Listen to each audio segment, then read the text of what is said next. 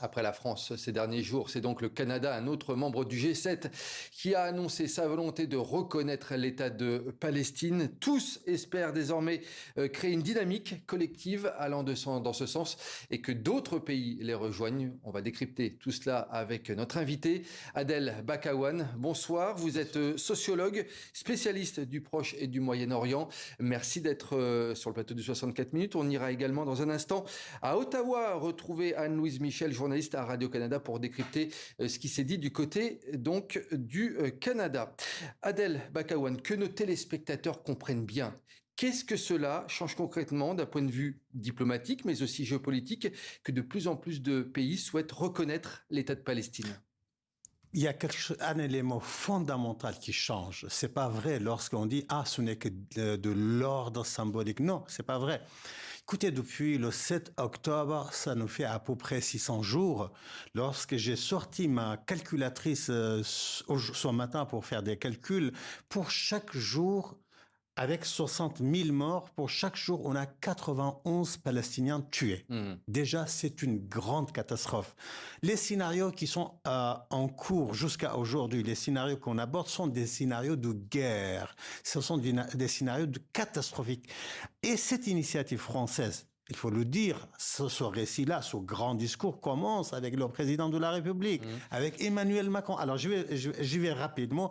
C'est que dans ce massacre collectif des deux côtés, hein, réciproque, dans ce récit qui est basé sur la guerre, sur la bombe, vous avez un président de la République qui remet le diplomatique, le politique, hein, au centre de gravité. Et donc, désormais, le Canada, le Royaume-Uni, la France, tous ces grands pays et l'Allemagne commencent à bouger, mais au centre de gravité, une autre alternative, un autre discours. Un autre discours. Alors, les reconnaissances, vous le dites, se multiplient, mais concrètement, à partir de quand la Palestine sera un État vraiment et pleinement?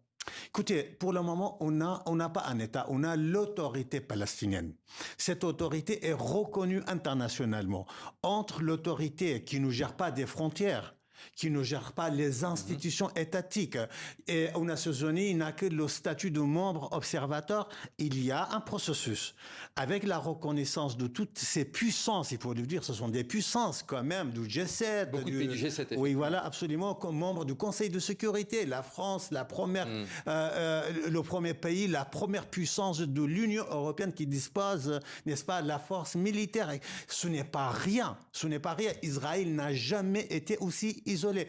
Quand vous sortez encore une fois de votre calculatrice, vous savez, en termes de quantité, c'est-à-dire les États membres des Nations Unies, ça fait combien pour cent? Ça fait 73%. C'est la majorité absolue de la communauté internationale qui reconnaît. Et donc, à quel moment? Ce moment, moi, je l'appelle un processus qui doit être accompagné par toutes ces puissances-là pour fonder et construire l'État. Et on va justement dans un instant revenir sur l'autorité palestinienne et peut-être son avenir politique à Gaza.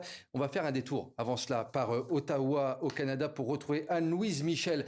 Anne-Louise Michel, vous êtes journaliste à Radio-Canada. Pourquoi cette décision des autorités canadiennes maintenant ? Mais parce qu'il y avait de plus en plus de pression qui était exprimée tant à l'interne qu'à l'international.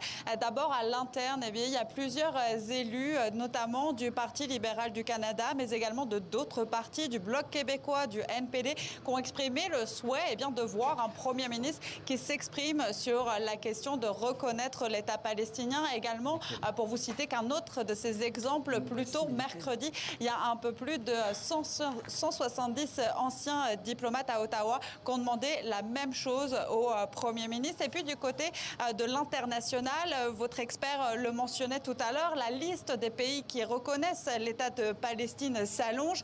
Parmi les pays du G7, la France a ouvert le bal, puis le Royaume-Uni. Finalement, Mark Carney se devait presque de se positionner sur la question. On parle pour l'instant quand même seulement d'une intention de reconnaître l'État palestinien. palestiniens. L'officialisation, elle, est conditionnée notamment au fait qu'il y ait une libération des otages, également conditionnée à ce qu'on puisse s'assurer que le Hamas n'interviendra pas, notamment dans les prochaines élections en Palestine. Anne-Louise Michel, en quelques secondes, avec les menaces de Donald Trump, en tout cas, le Canada n'a pas peur de prendre cette décision, il faut le dire. C'est une décision qui arrive dans un contexte qui est très peu banal parce qu'on a quelques heures à peine pour négocier ces fameux tarifs américains. Donald Trump d'ailleurs qui n'a pas manqué sur sa plateforme Truth Social de critiquer la décision de Mark Carney où il dit plus précisément le Canada vient d'annoncer son soutien à la création d'un État palestinien. Il sera donc très difficile pour nous de conclure un accord commercial avec eux. On est ici à minuit moins une de se faire imposer des tarifs qui vont aller jusqu'à 35% sur les produits qui ne respectent pas l'accord de libre-échange. Merci beaucoup pour votre éclairage, Anne-Louise Michel, journaliste à Radio-Canada. Adèle Bakawan, très intéressant ce que nous disait Anne-Louise Michel. On va voir des cartes maintenant qui nous montrent justement les pays qui ont reconnu pour l'instant l'État de Palestine. On voit actuellement ceux qui ont reconnu. Ils sont assez importants. Et on a dit dernièrement 9 nouveaux qui ont l'intention de reconnaître. Voilà, l'expansion se fait. Absolument, absolument. Mais maintenant, en partie, la balle est dans le camp des Palestiniens. C'est-à-dire quoi? Les Palestiniens, ils ont parfaitement compris, sans État, ils ne peuvent pas entrer dans l'histoire. Sans État, ils ne peuvent pas exister. Pour exister dans la relation internationale, en tant que peuple, en tant que société, en tant que nation, il faut absolument un État. Les peuples sans État, ils sont à l'extérieur de l'État, comme le peuple kurde, par exemple. Pourquoi on ne les considère pas? Parce qu'ils n'ont pas un État. Alors, pour avoir cet État-là, il y a 12 impératifs rapidement. Le premier, le Hamas doit accepter à déposer ses armes. Le Hamas doit accepter... Je vous fais juste une parenthèse là-dessus. Justement, on a appris aujourd'hui que 17 pays arabes, comme l'Arabie Saoudite ou le Qatar, demandaient justement à Hamas de remettre ses armes à l'autorité palestinienne. Y compris les 12 États qui parrainent le Hamas. À savoir, après la chute, d'où l'influence de la République islamique d'Iran, c'est le Qatar où le bureau politique du Hamas est abrité et la Turquie où les milliards de dollars du Hamas hébergés, n'est-ce pas? Et les 12 pays-là, avec l'Arabie Saoudite, l'Égypte, la Jordanie, les autres pays demandent le désarmement du Hamas, d'où l'exil de ces 4 dirigeants. 3, le Hamas doit abandonner la gouvernance de la bande de Gaza, mais pas seulement, mais aussi l'autorité palestinienne doit s'engager dans des réformes énormes et considérables. Et la première réforme commence par le départ de Mahmoud Abbas. Mahmoud Abbas a perdu toute les légitimités, toute les crédibilités. Il doit laisser la place pour une nouvelle génération. Mais justement, Adel Bakawan, je rebondis sur ce que vous dites. Mahmoud Abbas l'a confirmé aujourd'hui. Il souhaite organiser des élections générales en 2026. Vous dites, il n'aura pas spécialement les coups des franches pour le faire? Si, il peut organiser, mais en dehors sans lui. Quand ce n'est pas lui qui organise les élections, c'est l'autorité palestinienne qui a la légitimité, le droit d'organiser de ces élections. Mais Mahmoud Abbas doit s'engager à quitter sa place parce qu'il va avoir 90 ans. Mon Dieu, 90 ans, il doit comprendre qu'il y a une nouvelle génération. Cette génération-là, cette génération a échoué.